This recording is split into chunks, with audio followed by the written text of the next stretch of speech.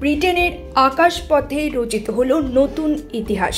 প্রথমবারের মতো সফলভাবে উড়েছে একটি বিদ্যুৎ চালিত উড়ুক্কু ট্যাক্সি, যা শহরের ভেতর পরিবহনে বৈপ্লবিক পরিবর্তন আনবে বলে মনে করছেন বিশেষজ্ঞরা। ব্রিস্টল ভিত্তিক স্টার্টআপ ভার্টিকাল অ্যারোস্পেস তৈরি করেছে VX4 নামের এই যানটি।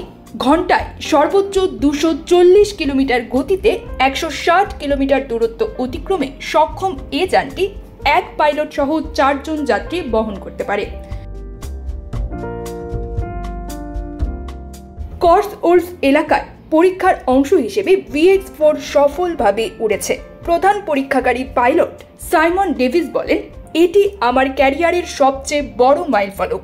উড়াতে নিরাপদ, প্রতিক্রিয়াশীল এবং শব্দহীন। মাছে ভাতে বাঙালি, আর সেই মাছ পেতে আসুন লন্ডন ফিশ নেটে। জি হ্যাঁ, ইস্টহ্যাম পুরাতন টাউন হলের সন্নিকটে আপনার প্রিয় মাছের সম্ভারে ভরপুর।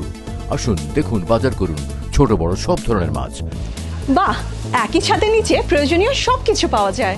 2028 সালের মধ্যে বাণিজ্যিক এয়ার ট্যাক্সি চালুর লক্ষ্যে যুক্তরাজ্য সরকার নিয়েছে একাধিক উদ্যোগ।